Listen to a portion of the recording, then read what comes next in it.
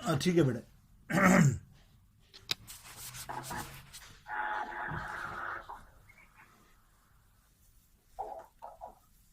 السلام علیکم ورحمۃ اللہ وبرکاتہ.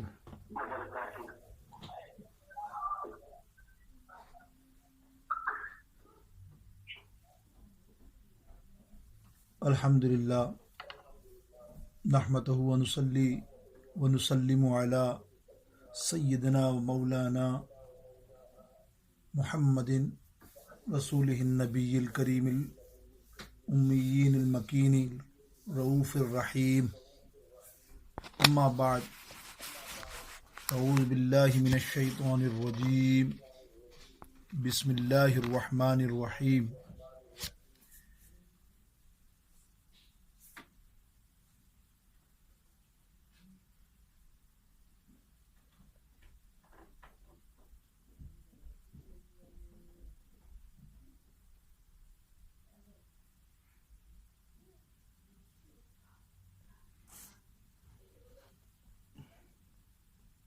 اعوذ باللہ من الشیطان الرجیم. بسم اللہ الرحمن الرحیم. اولما اصابتکم مصیبۃ قد اصبتم مثلیہا قلتم انا ھذا قل هو من عند انفسکم ان اللہ علی کل شیء قدیر. وما اصابکم یوم التقى الجمعان فبإذن اللہ ولیعلم المؤمنین. صدق اللہ مولانا العظیم. رب اشرح لی صدری ویسر لی امری واحلل عقدۃ من لسانی یفقهوا قولی. غوث اعظم بمن بے سر و ساما مدد قبلہ دی مدد کعبہ ماں مدد. ان اللہ و ملائکتہ یصلون علی النبی یا ایھا الذین آمنوا صلوا علیہ وسلموا تسلیما. بآواز بلند اللہم صلی علی سیدنا مولانا محمد وعلی آل سیدنا مولانا محمد وبارک وسلم وصلوا علیہ صلاۃ و سلاما علیک یا سیدی یا رسول اللہ.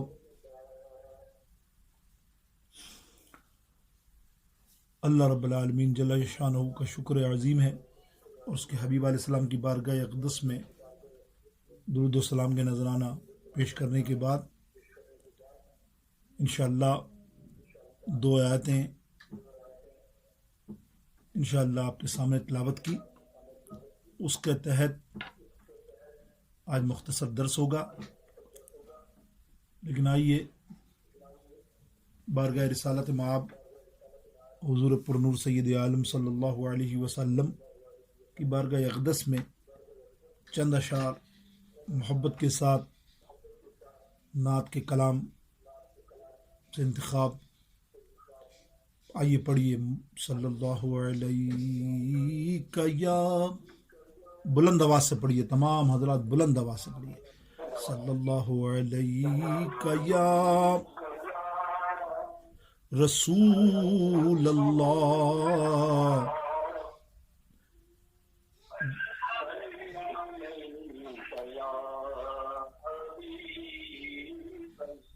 صلی اللہ علیہ یا رسول اللہ وسلم علیہ یا حبیب اللہ. کہیے سبحان اللہ بڑی محبت کے ساتھ. یا نبی نسخہ تسخیر کو میں جان گیا، یا نبی نسخہ تسخیر کو میں جان گیا، اس کو سب مان گئے آپ کو جو مان گیا، یا نبی نسخہ تسخیر کو میں جان گیا، اس کو سب مان گئے، آپ کو جو مان گیا، اس کو سب مان گئے، آپ کو جو مان گیا۔ اور ہر بلندی مجھے پستی کی طرح آئی نظر، ہر بلندی مجھے پستی کی طرح آئی نظر، جب میرا گنبد خضرا کی طرف دھیان گیا، جب میرا گنبد خضرا کی طرف دھیان گیا، اس کو سب مان گئے، آپ کو جو مان گیا، اس کو سب مان گئے، آپ کو جو مان گیا۔ اور غیب کا جاننے والا جب انہیں میں نے کہا، غیب کا جاننے والا جب انہیں میں نے کہا، ارے بات ایمان کی تھی، بات ایمان کی تھی، کفر برا مان گیا، بات ایمان کی تھی، کفر برا مان گیا، اس کو سب مان گئے، آپ کو جو مان گیا۔ مل کے کہو، اس کو سب مان گئے،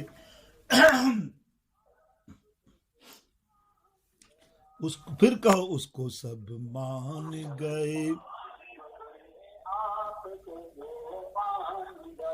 اور دیکھو کس شان سے کربل کا وہ مہمان گیا، دیکھو کس شان سے کربل کا وہ مہمان گیا، نیزے کی نوک پہ پڑتا ہوا قرآن گیا، نیزے کی نوک پہ پڑتا ہوا قرآن گیا، اس کو سب مان گئے، آپ کو جو مان گیا۔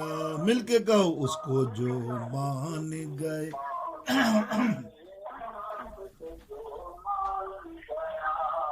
اس کو جو مان گئے، آپ کو جو مان گیا۔ اور جیسے برسوں کی ملاقات رہی ہو ان سے،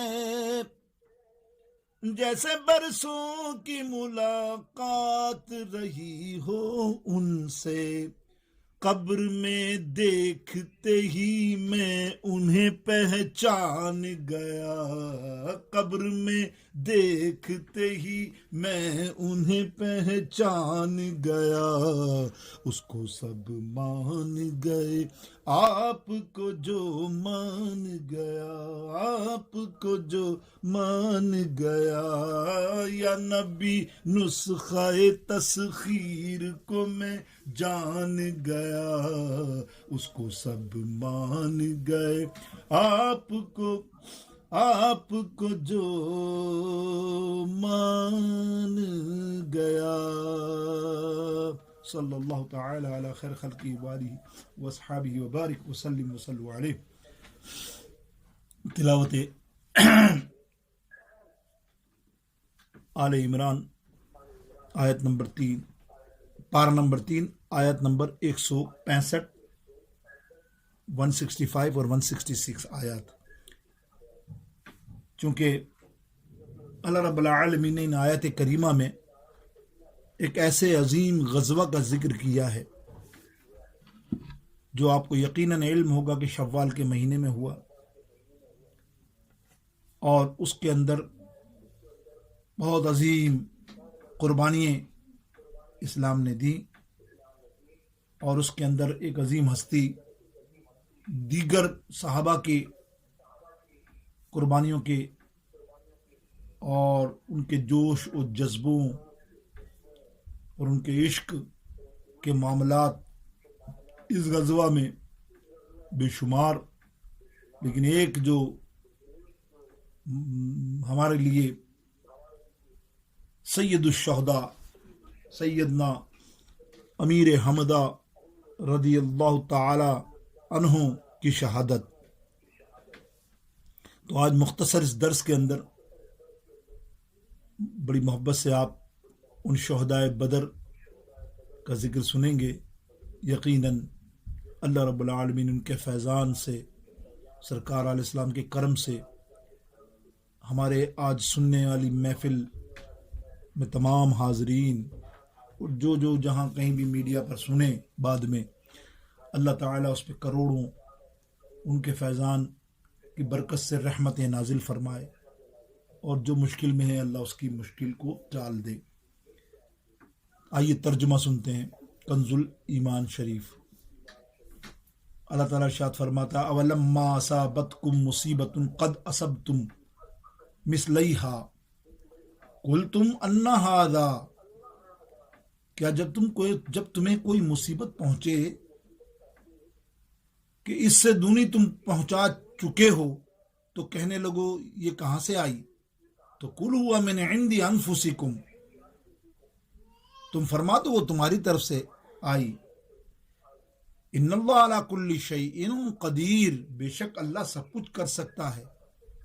وما اصابکم یوم التقى الجمعان، اور وہ مصیبت جو تم پر آئی فبإذن اللہ ولیعلم المؤمنین، جس دن دونوں فوجیں ملی تھیں وہ اللہ کے حکم سے تھیں، اور اسی لیے پہچان کرا دے ایمان والوں کی، کہ تاکہ پہچان ہو جائے.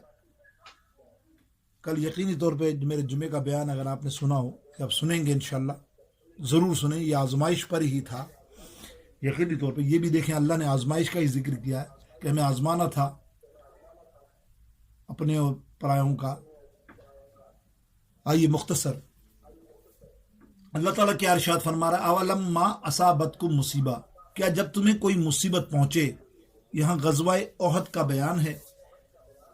اس پیرائے میں یہاں بیان کیا جا رہا ہے کہ تمہیں میدان احد میں تکلیف پہنچی، یعنی احد کے اندر جیسا آپ کو پتا ہے معاملہ کیسا ہوا تھا، کئی صحابہ شہید ہوئے، زخمی ہوئے. خود حضور پرنور سید عالم صلی اللہ تعالی علیہ وسلم کے چہرے مبارک پر زخم آئے، 70 شہید ہوئے. کفار کے 70 آدمی مارے گئے، 70 گرفتار ہوئے. کفار کا نقصان تو دگنا ہوا، پر اس پر فرمایا کہ جب تم میدان احد میں ایسی تکلیف تمہیں پہنچی جس سے دگنی تکلیف تم کافروں کو میدان بدر میں پہنچا چکے تھے، تو تم کہنے لگے کہ ہمیں یہ تکلیف کیسے آئی جبکہ ہم مسلمان ہیں، اور ہم میں سید المرسلین آقائے دو جہاں حضور پرنور سید عالم صلی اللہ تعالی علیہ وسلم تشریف فرما ہیں. اس پر انہوں نے جواب دیا کہ اے حبیب علیہ السلام، تم ان سے فرما دو کہ یہ تمہاری اپنی طرف سے آئی ہے، کہ جب تم نے رسول اللہ صلی اللہ تعالی علیہ وسلم کی مرضی کے خلاف مدینہ طیبہ سے، یعنی تکلیف اس لیے آئی کہ آپ نے میرے نبی علیہ میرے محبوب کے حکم کو نہیں مانا. یعنی جہاں حکم دیا تھا صحابہ کو کھڑے ہونے کا پہاڑ پر کہ یہاں سے ہلنا مت، تو کسی بھی وجہ سے وہ ہلے تو تھوڑی سی تکلیف یہ جو آئی، اس کا بیان آپ نے سنا. میرے دوستو بزرگوں،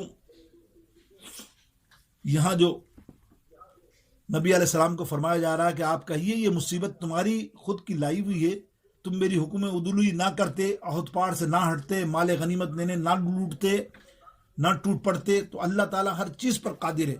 وہ چاہے تمہیں تقصیر پر درگزر کر دے اور چاہے تو سزا دے دے، وہ چاہے تو فضل و احسان کر دے، وہ چاہے تو انتقام لے لے. جس دن کفر و اسلام کے 2 لشکر مار کا آرا ہوئے، اس دن جو مسلمان شہید ہوئے، جو مسلمان زخمی ہوئے، سب اللہ کی قضا و قدرت کے مطابق ہوا. اور اس کی حکمت یہ تھی کہ اللہ رب العزت نے مخلص مسلمانوں کو منافقوں سے متمیز کر دیا، اور جن منافقوں نے اپنے نفاق پر ظاہری اسلام کا پردہ ڈالا ہوا تھا، وہ پردہ اٹھا دیا اور ان کا نفاق ظاہر ہو گیا. یعنی عبداللہ بن ابئی منافقوں کا سردار رئیس المنافق اپنے 300 آدمی لے کر بھاگ گیا اس غزوہ میں. تو پتہ چل گیا اپنے اور پرائے کا.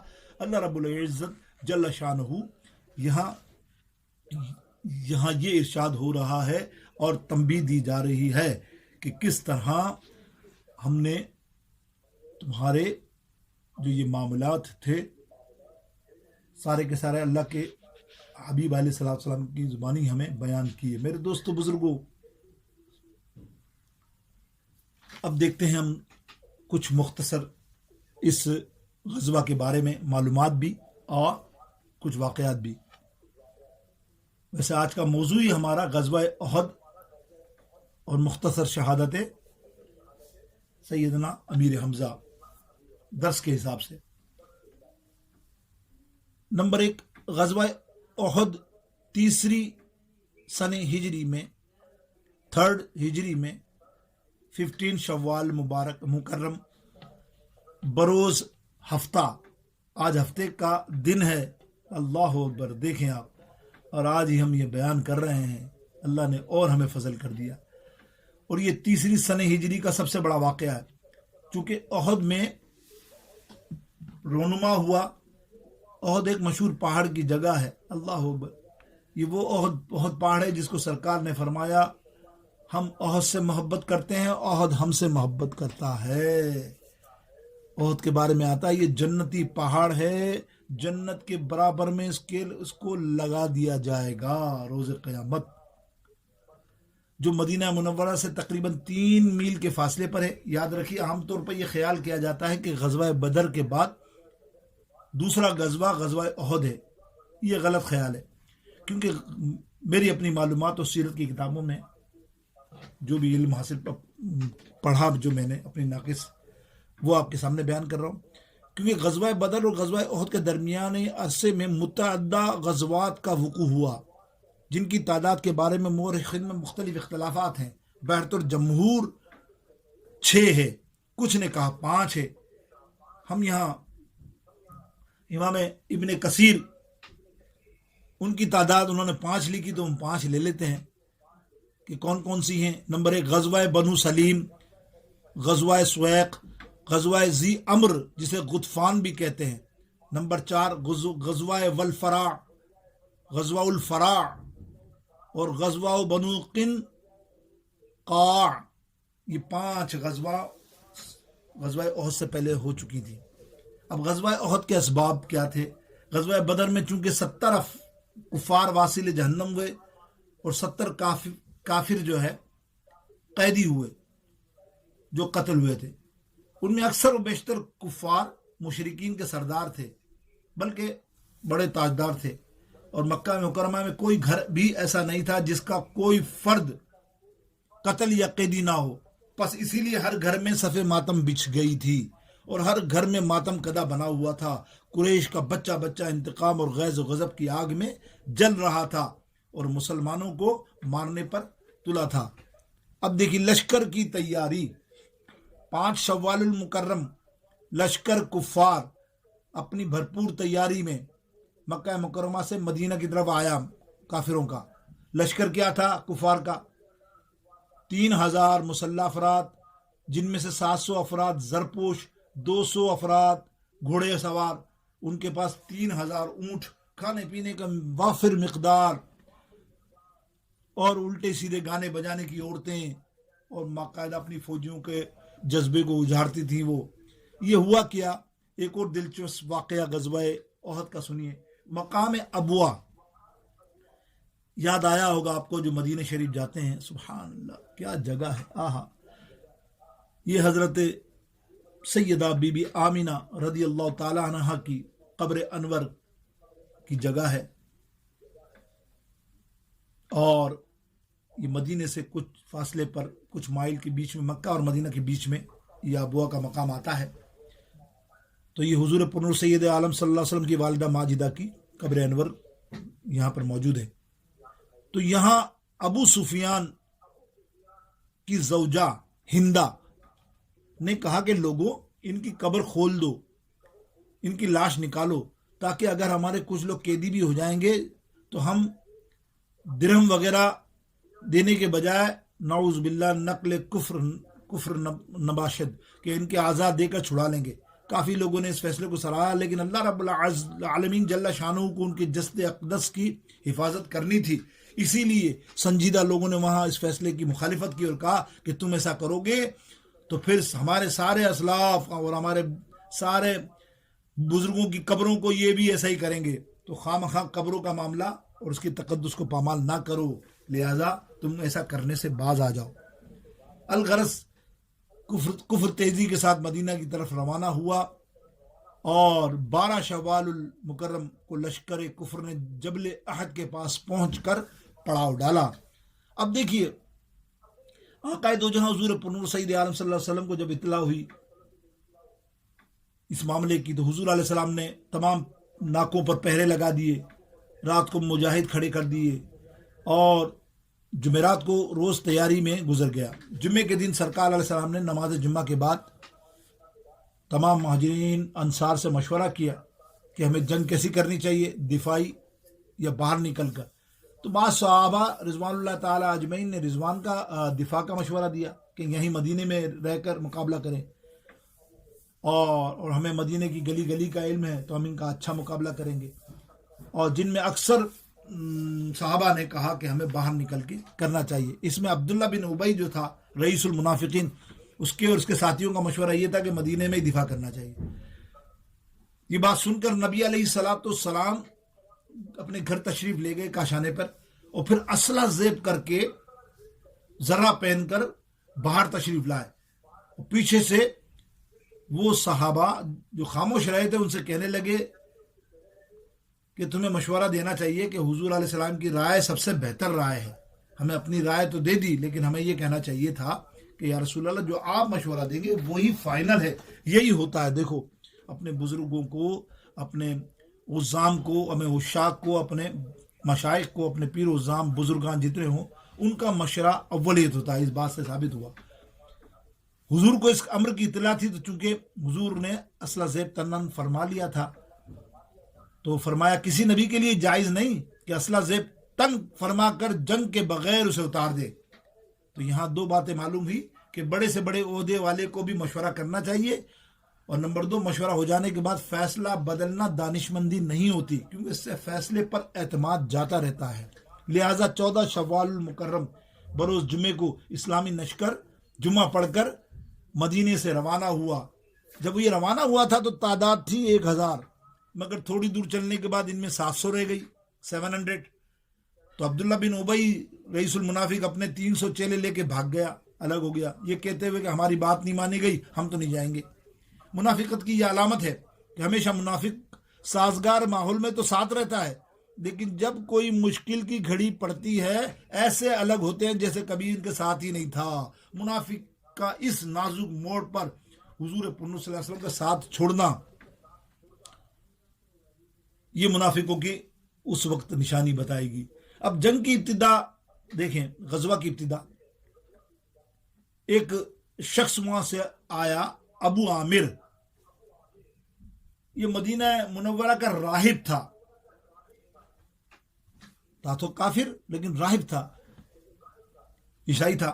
چونکہ آقا دو جہاں حضور کی آمد سے قبل عبادات اور ریاضات کی وجہ سے بڑا معزز تھا حضور کی آمد سے پہلے، اور وہ حضور علیہ السلام کی آمد کی باتیں بھی کرتا تھا کہ دیکھو اللہ کے نبی آئیں گے، ہماری کتابوں میں لکھا ہے. مگر جب حضور علیہ السلام تشریف لائے تو یہ حسد کا شکار ہو گیا اور اپنے 50 چیلوں کو لے کے مکہ چلا گیا اور کفار مکہ کو ابھارنے لگا جنگ پر. اسے گمن تھا کہ میں جب جاؤں گا مدینے میں اور جنگ کے لیے تو میں جب اعلان کروں گا تو لوگ میری بڑی عزت کرتے ہیں، پرانے لوگ وہاں، تو آدھے سے زیادہ لوگ میری طرف آ جائیں گے. لیکن نبی علیہ السلام نے اس کا نام رکھا تھا فاسق. اس کا مطلب یہ ہے کہ برے شخص کو برا کہنے میں کوئی حرج نہیں ہے. ابو عامر جب میدان میں آیا تو کہا اے انصاریوں کیا تم مجھے نہیں جانتے میں کون ہوں؟ تو آگے سے انصار نے یک زبان ہو کر، جیسے آپ کے ملک میں بھی آج کل ایسے الٹے نعرے لگتے ہیں نا، تو آگے سے انصار نے یک زبان ہو کر کہا ارے ہم تجھے جانتے ہیں، تو فاسق ہے، تو فاسق ہے، تو فاسق ہے. اسے غصہ آیا اور اس نے کہا کہ اس پہ تیروں کی برسات کر دو. اب جو صحابہ کرام نے ان پر حملہ کیا. اب یہاں سن لیجیے ایک دلچسپ بات. یہ ابو عامر جو ہے نا، یہ والد ہے حضرت سیدنا حنظلہ، حضور کے جلیل القدر صحابی، غسل الملائکہ، جن کو غسل دیا تھا ملائکہ نے، کہ وہ اسی غزوہ میں ہوا یہ معاملہ. یہ حضور کے صحابی تھے. یہ ان کا باپ تھا ابو عامر. وہ حضور علیہ السلام کے پاس تشریف لائے. فرمایا یا رسول اللہ صلی اللہ تعالی علیہ وسلم، خدا کی قسم مجھے اجازت دیجیے. آپ تو مسلمان ہو گئے تھے نا، باپ نہیں ہوا تھا. مجھے اجازت دیجیے، میں اپنے باپ کا سر قلم کر کے آپ کی بارگاہ اقدس میں لاتا ہوں. لیکن حضور علیہ السلام نے اس بات کی ان کو اجازت نہیں دی. اب یہ آگے معاملہ سنتے جائیے. عشقیہ معاملہ ہے. اللہ اکبر. اس غزوہ میں خالد بن ولید، آپ نے اس وقت مسلمان نہیں ہوئے تھے، یہ آپ کے حملہ تھا جس کی وجہ سے مسلمانوں میں تھوڑی سی معاملہ خراب ہوا تھا. وہ پہاڑ کے پیچھے کھڑے تھے اور نبی علیہ السلام نے 50 لوگوں کا دستہ تعین کر لیا تھا پہاڑ پر، جس کا اللہ نے قرآن پاک میں جو ارشاد فرمایا نا کہ آپ نے نبی کی حکم عدولی کی ہے، حکم نہیں مانا تو ایسا معاملہ ہوا. یہ آزمائش اللہ نے ڈالی اور تمہیں تھوڑی سی سزا دی بظاہر، اللہ نے فرمایا، لیکن اس کے بعد تمہیں کامیابی تو بڑی ہوئی. تو وہ پیچھے کھڑے تھے اور یہ ہوا ایسا کہ 50 افراد کا دستہ تھا. اچانک انہوں نے دیکھا کہ ہم جنگ جیت گئے، اور معاملہ بھی جیت ہی گئے تھے، تقریباً جیت ہی گئے تھے. اور مال غنیمت پر صحابہ نیچے والے دوڑ رہے تھے. تو اوپر والوں نے سوچا کہ ہم کیوں نہ، اب تو جیت ہی گئے، آؤ نا، تو اب ہم بھی مال لوٹتے. تو مال لوٹنے میں لگے. اور خالد بن ولید نے پیچھے سے جو حملہ کیا خطرناک، تو وہ لشکر ہزاروں کا لے کر اور چاروں طرف سے حملہ کیا. تو اس سے تقریباً 70 صحابہ شہید ہو گئے. یہ معاملہ قرآن میں بیان ہوا جس کی آج تفسیر کر رہے ہیں. حضرت سیدنا امیر حمزہ رضی اللہ تعالیٰ عنہ کی شہادت دیکھیں. اللہ، میرے آقا علیہ السلام کے بڑے پیارے چچا اور دودھ شریک بھائی بھی آپ ہیں، بڑے رشتے ہیں آپ کے ساتھ، بڑی محبت ہے. اور چچاؤں میں سب سے پہلے اسلام لانے والے حضرت سیدنا امیر حمزہ رضی اللہ تعالیٰ عنہ. ان کو وحشی نے قتل کیا، جو بعد میں مسلمان ہو گئے. حضرت وحشی جو جبیر بن مطعم کا غلام تھا، بعد میں یہ دونوں مسلمان ہو گئے. حضرت جبیر بن مطعم رضی اللہ تعالیٰ عنہ، یہ بھی اور وہ بھی. حضرت وحشی کو سرکار علیہ السلام نے فرمایا تیرے اسلام کی وجہ سے تیرے سارے گناہ تو دھل گئے، لیکن تو میرے سامنے نہ بیٹھا کر، کیونکہ جب میں تجھے دیکھتا ہوں تو مجھے چچا امیر حمزہ کے قتل کا منظر میری آنکھوں میں آ جاتا ہے. پھر حضرت وحشی، اللہ نے کیسا کام کیا اس کے ساتھ کرنا تھا. حضرت وحشی نے جھوٹے نبوت کے دعوے دار مسلمہ بن کذاب کا قتل کروایا اس کے ہاتھوں سے سیدنا صدیق اکبر کے دور خلافت میں. تو جب آپ کو بھی تیر لگا، تو جب آپ دنیا سے جانے لگے، تو آپ نے حضرت خالد بن ولید کو فرمایا کہ خالد، میں نے ایسا برا کام کیا کہ نبی علیہ السلام نے مجھے دل سے آگے، مطلب نبی علیہ السلام نے مجھے کبھی اپنے سامنے نہیں بٹھایا، اتنا دکھی کیا میں نے ہمارے نبی علیہ السلام کو. تو کیا آج میں نے اس نبی علیہ السلام کے سب سے بڑے دشمن کو مارا ہے، قتل کیا ہے، تو گواہی دینا کہ میں نے قتل کیا ہے. تو یقین سے بتا کل حشر کے اندر میرے نبی علیہ السلام مجھے اپنے سینے سے نہیں لگا لیں گے. یقیناً میں نے اپنے حالات کفر کے جرم کا کفارہ ادا کر دیا. تو میرے دوستو بزرگوں، یہ تھا مختصر سا معاملہ. اور حضرت حنظلہ رضی اللہ تعالیٰ عنہ کی شہادت، غسیل الملائکہ رضی اللہ تعالیٰ عنہ بھی شہید ہوئے. حضور علیہ السلام نے فرمایا ان کے بارے میں کہ حنظلہ کو ملائکہ نے غسل دیا ہے. سب حیران ہو گئے، یا رسول اللہ اتنا بڑا مرتبہ، بلا آؤ میرے ساتھ. جب ان کے گھر گئے، زوجہ سے تعزیت کی، تو بیگم سے پوچھا کہ بتاؤ یہ جب میدان جنگ میں گئے تھے لڑنے کے لیے، حالانکہ شادی کی رات تھی حضرت حنظلہ کی، شادی کی رات، اب اللہ اکبر، رسول اللہ کی آواز پکار آئی کہ ہمیں جنگ کرنی ہے چلو. تو وہ شادی کی رات جس حالت میں تھے، جنبی تھے بظاہر، غسل نہیں کیا تھا، اسی حالت میں بھاگے. تو بیگم نے کہا کہ جب آپ میدان جنگ میں یہ گئے تھے آپ کی صدا کے بعد، اس وقت یہ جنبی تھے، غسل نہیں کیا تھا. تو نبی علیہ السلام نے فرمایا واہ خدا کی قسم، سرکار نے فرمایا اسی وجہ سے تو انہیں فرشتوں نے غسل دیا ہے. اللہ اکبر، کیا شان ہے حضرت حنظلہ رضی اللہ تعالی عنہ کی. سبحان اللہ. میرے دوستوں بزرگوں، آخر کے اندر دو واقعات عشق رسول نبی علیہ السلام کے. ایک واقعہ حضرت عمرو بن جموع، آپ لنگڑے تھے بظاہر کہہ رہا ہوں، وہ تھے. تو کئی دفعہ صحابہ نے انہیں منع کیا جنگ میں جانے کے لیے. وہ کہتے میں جاؤں گا. آپ نے کہا آپ کی ٹانگ بھی صحیح نہیں ہے، آپ چل بھی نہیں سکتے، وہاں جنگ میں آپ کا کام نہیں ہے. مگر انہوں نے بڑی منت سماعت کے ساتھ حضور سے اجازت لے ہی لی، اور یہ بھی شہید ہو گئے. اللہ اکبر. اس غزوہ میں ان کی زوجہ محترمہ نے انہیں اونٹ پر لاد کر واپس مدینہ پاک مدفن کے لیے لے آئیں. تو اونٹ مدینہ پاک نہیں جاتا، رک گیا. بہت کوشش کی مار کر، وہ لیکن نہیں، وہ لاش مبارک کو لے کر اونٹ چلتا ہی نہیں. اللہ اکبر. تو اونٹ بلکہ گھوم پھر کر پھر وہ میدان کی طرف بھاگتا چلتا. حضور علیہ السلام کو سارا ماجرا سنایا گیا. تو آپ صلی اللہ علیہ وسلم نے ان کی زوجہ سے فرمایا، عمرو بن جموع نے نکلتے وقت کوئی دعا مانگی تھی جنگ کے لیے. عرض کی یا رسول اللہ صلی اللہ علیہ وسلم، یہ کہہ رہے تھے کہ باری تعالیٰ اب مجھے اپنے اہل و عیال میں نہ آنے دینا. تو حضور نے فرمایا بس اسی وجہ سے اونٹ ان کو واپس نہیں لے جا رہا ہے، لہذا ادھر ہی دفن کر دو. اللہ اکبر. میرا دیکھا آپ نے، گھر سے کہہ کے گئے تھے کہ یا اللہ مجھے اب گھر میں واپس نہیں لانا، میں شہادت کے لیے جا رہا ہوں. کیا جذبہ تھا. اور دیکھیں اللہ نے کیسا کرم کیا، دوبارہ اس کی دعا کو کیسے قبول کی ان کی، کہ گھر میں وہ داخل نہ ہوئے. اور بہت سارے معاملات، حضرت سیدنا سعد بن ربیع بھی شہید ہوئے. حضرت سیدنا زید بن ثابت فرماتے ہیں جاؤ جا کر ان کا حال معلوم کرو وہ کہاں ہیں.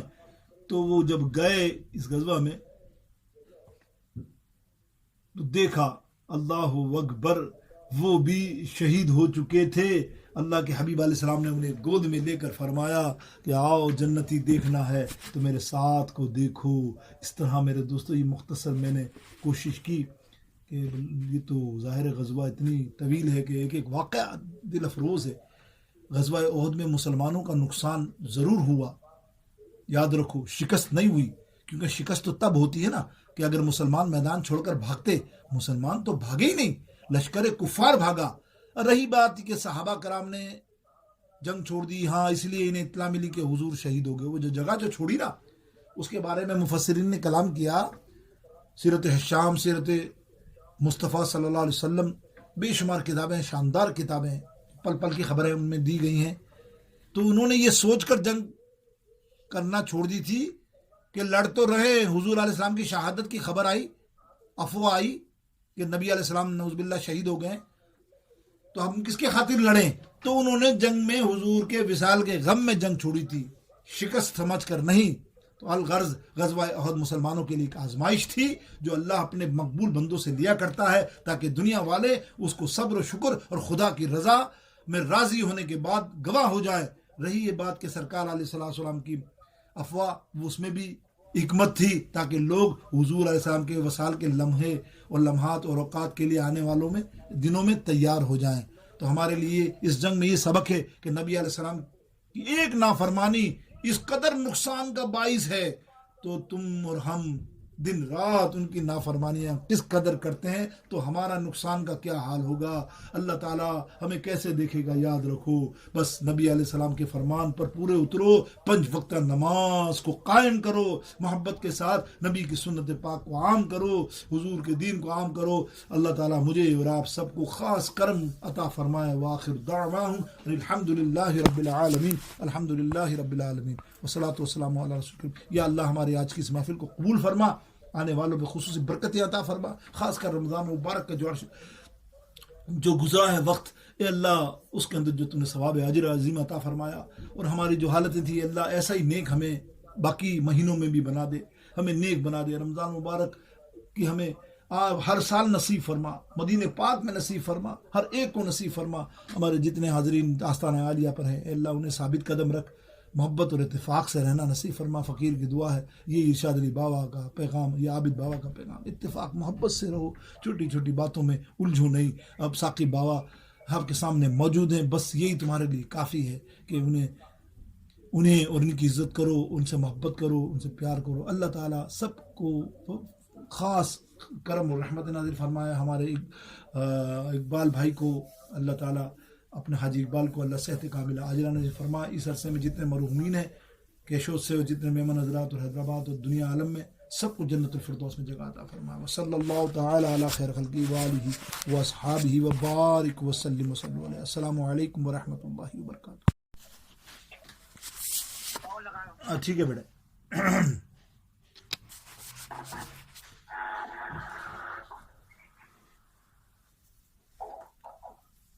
السلام علیکم ورحمۃ اللہ وبرکاتہ.